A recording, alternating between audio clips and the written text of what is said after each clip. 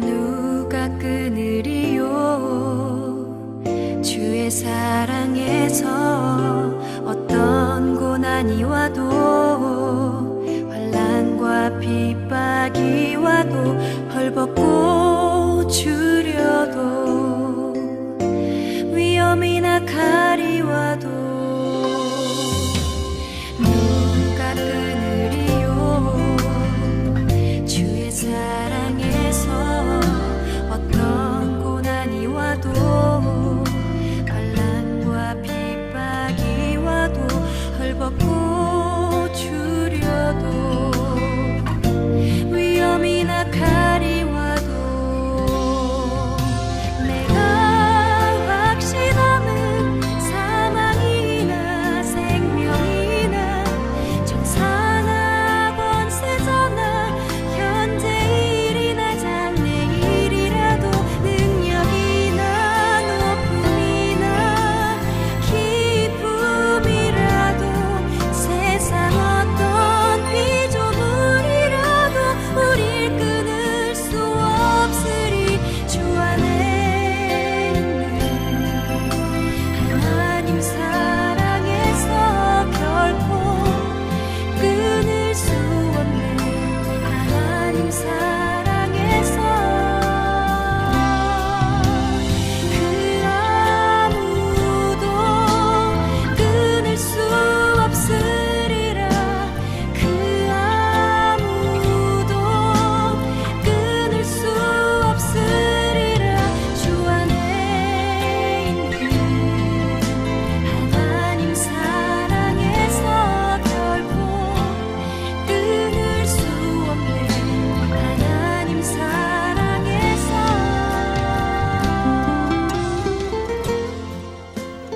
성도 여러분, 10월 13일 화요일 아침 묵상의 시간입니다. 오늘도 우리 주 예수 그리스도의 은혜와 평강이 여러분의 가정과 직장과 사역 위에 충만하게 넘치시기를 우리 주 예수님의 이름으로 간절히 축원드립니다. 성도 여러분, 오늘은 베드로전서를 시작하기에 앞서 간략하게 베드로전서를 살펴보고자 합니다. 베드로전서는 모두 5장으로 구성된 짧은 편지입니다. 성경은 사람이 기록하였으므로 그 사람의 신학적 성향과 성격이 글 속에 자연스럽게 녹아 있습니다.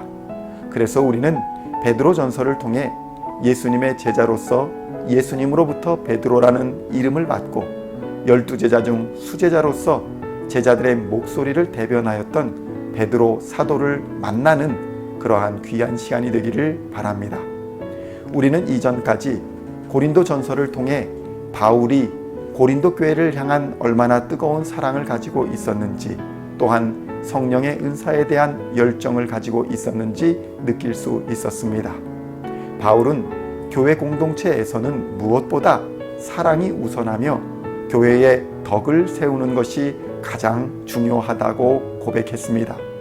결국 이것은 죽음에서 부활하신 예수님과 다시 오실 예수님을 기다리는 재림의 시간 속에서 교회가 어떻게 살아가야 하는지를 호소하고 있는 것이었습니다.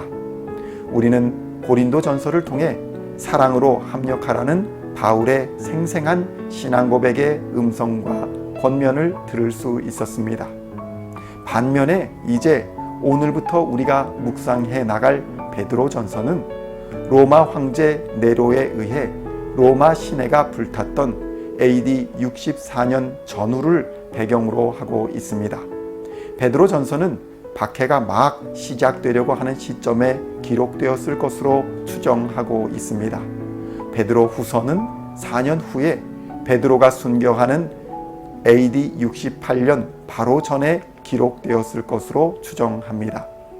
이 서신이 기록된 장소를 5장 13절에서는 바벨론이라고 표현하고 있는데, 전통적으로 바벨론을 로마로 추정하는 견해를 따른다면 베드로는 아마도 로마에 있으면서 이러한 박해의 험악한 분위기를 인지하고 이러한 박해가 일회적이 아닌 조직적이고 구체적으로 정권 차원에서 이루어질 것으로 예상하였을 것으로 생각됩니다. 그래서 비록 터키 지역의 교회가 로마에서는 떨어져 있으나 잠시 후면 고난과 박해의 파도가 그곳에 닥칠 것이고 이때에 어떻게 준비하고 대비하여야 하는가를 권면하는 긴박성이 있는 서신이라 할 것입니다. 고린도 전서가 고린도 교회에서 발생한 분열과 다툼 등의 문제에 대한 답을 구체적으로 해주는 과정에서 세세한 권면이 이어지는 특징을 보여준다면 베드로 전서는 소아시아 지역, 그러니까 지금의 터키 지역의 성도들에게 로마에서 엄청난 기독교 박해가 시작되고 있는 시점에서 마치 거대한 전투를 앞에 두고 마지막 전략회의를 하는 듯한 비장함이 느껴지는 것입니다. 그래서 베드로 전서는 박해를 당하여 전투를 치르게 될 성도들에 대하여 초점을 맞추어 성도들의 정체성을 일깨워 주고자 힘쓰고 있는 것을 볼 수 있습니다. 베드로 전서는 주요 주제를 중심으로 세 부분으로 나누어 볼 수 있는데 1장 1절부터 2장 10절까지는 성도의 특권이 무엇인지를 설명해 주고 있습니다. 그리고 2장 11절부터 3장 7절까지는 이러한 성도에게 주어진 의무에 대하여 설명하고 있는 것입니다. 성도의 특권과 의무를 설명한 베드로는 3장 9절에서 마지막까지 이러한 성도가 어떠한 자세로 고난을 극복해야 하는지에 대해 구체적으로 권면하고 있습니다. 이제 베드로가 살아가는 세상은 그리스도인이라는 이유로 부당한 박해를 받고 이러한 박해가 얼마나 언제까지 지속될지 알지 못하는 두려움 속에 빠져들고 있었습니다. 우리의 신앙을 돌아보면 사실 그리스도인이라는 이유로 특권을 누리면 누렸지 생명의 위협을 받거나 정치적, 사회적 권리를 빼앗기는 위험에 노출되지는 않았기에 이 성경이 기록될 당시의 두려움과 고통 그리고 절박함을 이해하기는 다소 어려움이 있을 수 있습니다. 그럼에도 우리가 주목해야 할 것은 성도라는 단어에 대한 이해가 있어야 한다는 것입니다. 베드로 사도가 그토록 알려주고 싶어 했던 것이 바로 성도라고 불리는 사람이 누구냐는 것이었습니다. 성도는 하나님에 의해 세상의 불신자들로부터 특별히 구분된 사람들입니다. 성도는 천국이 본향이며 이 땅에서는 나그네의 삶을 사는 사람들입니다. 성도는 그리스도의 이름으로 받는 고난을 인내로 극복하며 고난을 성화의 방편으로 삼는 사람들입니다.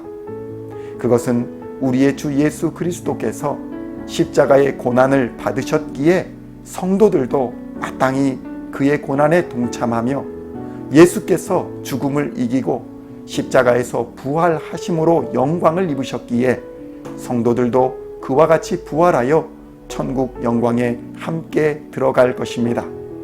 성도들은 천국의 시민권을 가지고 있으나 이 세상에서 살아가는 동안은 우리에게 주어진 사회적 책임과 의무를 성실하게 수행하는 사람들입니다.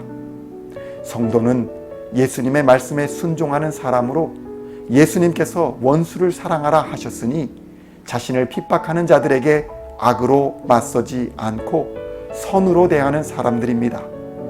성도는 이 세상에서 교회 공동체의 일원으로서 교회 공동체를 섬기고 맡은 바 직분을 성실하게 감당하는 사람들입니다.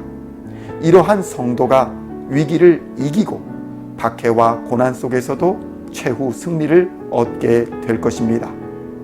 성도 여러분, 이제 베드로 전서 속에서 나타난 성도의 정체성에 대하여 다시 한번 우리 자신을 돌아보고 혈과 육의 전쟁이 아닌 영적 전쟁이 날로 심각해지는 현대 사회에서 우리가 어떻게 신앙의 정체성을 지켜가며 최후 승리를 얻을 수 있을 것인가에 대한 하나님의 음성을 듣기를 우리 주 예수님의 이름으로 간절히 축원드립니다. 기도하시겠습니다. 하나님 아버지 감사합니다. 위기의 순간마다 하나님이 함께 하셔서 건져주시고 바른 길 가게 하여 주시니 감사합니다. 영적, 육적 시험과 유혹이 점점 강력해지는 세상에서 주님의 임재를 사모하며 주님의 능력을 의지합니다. 최후 승리를 얻기까지 성도의 본분을 다하는 시온의 성도들이 다 되게 하여 주시옵소서. 예수님의 이름으로 기도하옵나이다. 아멘.